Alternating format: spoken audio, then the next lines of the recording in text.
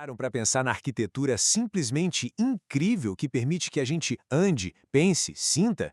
Hoje, a gente vai desvendar os segredos da máquina mais complexa que existe, o nosso corpo. A ideia é construir esse conhecimento juntos, do zero, peça por peça, começando pela base. Então, vamos nessa? Olha só o nosso roteiro de hoje. Primeiro a gente vai decifrar o idioma da anatomia. Depois vamos entender como a vida se organiza, do micro para o macro. Daí o foco vai para a nossa estrutura de sustentação, o esqueleto, e faremos um tour pelos ossos principais. E para fechar, vamos ver como essa estrutura toda se encaixa com o resto do corpo. Antes de sair construindo qualquer coisa, a gente precisa das ferramentas certas, né? E em anatomia, a ferramenta principal é a linguagem. Pensem nisso como um GPS universal. Não importa se um profissional da saúde está no Brasil ou no Japão, os termos são os mesmos. Isso garante que todo mundo fale da mesma parte do corpo, com precisão total. Então, vamos começar com a pergunta mais básica, mas que é o ponto de partida de tudo. Afinal, o que é exatamente a anatomia humana? A resposta pode até parecer óbvia, mas é entender essa definição direitinho que nos ajuda a separar o mapa do corpo do seu manual de instruções. E aqui está. A anatomia é a ciência da estrutura. Pense num carro. A anatomia seria o estudo do motor, dos pistões, do chassi. Já a fisiologia, que é outra coisa, seria o estudo de como o motor funciona para fazer o carro andar. Nosso foco hoje é na arquitetura, na planta baixa do corpo. Certo. Para a gente descrever o corpo sem confusão, precisamos de um ponto de partida fixo. É aí que entra a famosa posição anatômica. Imagina a cena. Alguém chega numa emergência, deitado, todo torto. Para evitar qualquer erro, a lesão vai ser descrita como se a pessoa estivesse sempre nessa posição padrão.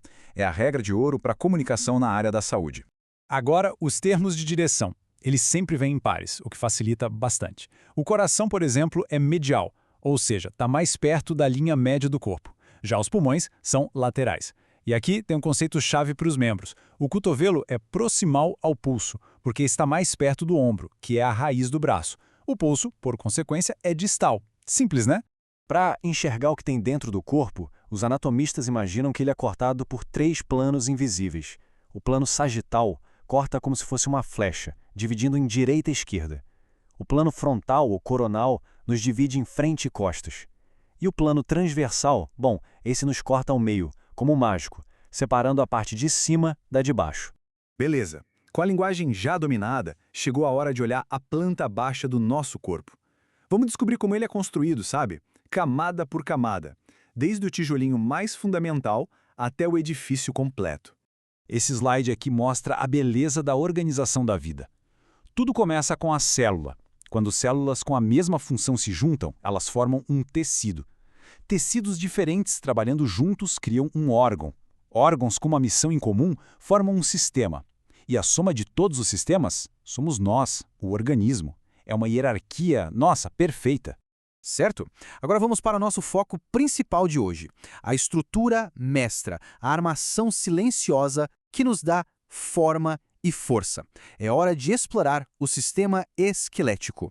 Se alguém acha que os ossos são só cabides para o nosso corpo, precisa rever isso. Eles são uma verdadeira fortaleza que protege nosso cérebro, são as alavancas para cada movimento que a gente faz, uma fábrica que não para de produzir nossas células sanguíneas e até um cofre guardando minerais vitais como o cálcio. Eles são multitarefas, de verdade. Dando um zoom no osso, a gente encontra uma obra-prima da engenharia. A casca de fora é o osso compacto, super denso para aguentar o tranco. Já o interior é o osso esponjoso, que parece uma treliça super inteligente. Isso torna leve, mas incrivelmente forte, tipo a estrutura da Torre Eiffel. E esse design genial tem um propósito: abrigar algo muito precioso. E o que será que tem nesse espaço? A medula óssea. Mas não pensem que é um espaço vazio, não. É um tecido vivo, pulsante, a verdadeira central de produção do nosso corpo.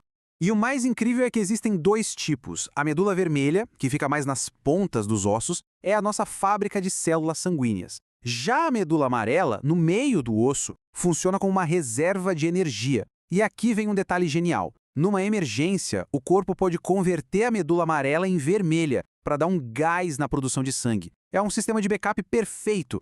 Agora que a gente já entende a estrutura interna, vamos dar um passo para trás e fazer um tour pelo esqueleto, identificando alguns dos nossos ossos mais conhecidos.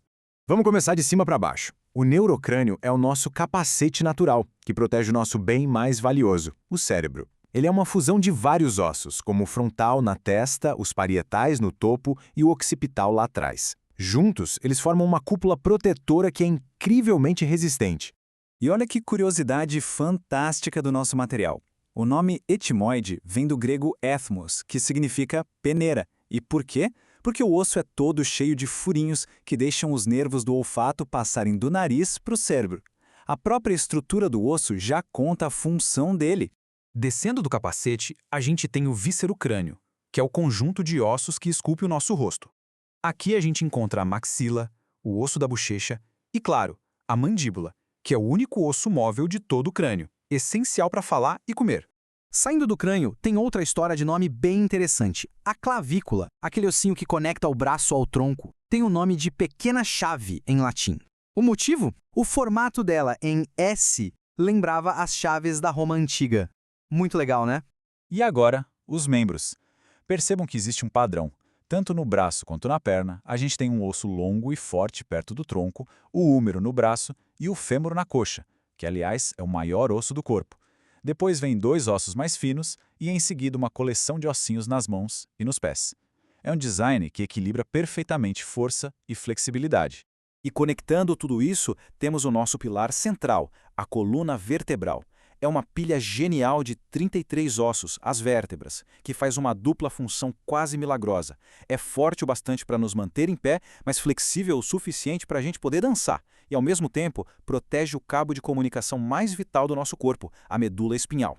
Bom, exploramos a armação em detalhes. Mas uma casa não é feita só da estrutura, certo? Para finalizar, vamos lembrar que os ossos são apenas parte de uma equipe muito maior.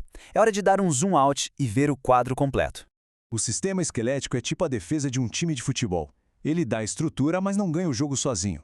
Ele precisa dos músculos, que são os atacantes, para gerar o movimento, do sistema nervoso, que é o técnico, para dar as ordens, e do sistema circulatório, a equipe de apoio, para levar energia para todo mundo. É um trabalho de equipe perfeitamente integrado. E isso tudo nos deixa com uma última reflexão. Hoje, a gente construiu a estrutura de aço do nosso edifício. Mas um edifício vazio não tem vida, não é? A grande questão que fica é: o que anima essa estrutura? Seriam os músculos que a movem ou o cérebro que comanda tudo? Fica a pergunta no ar para nossa próxima exploração.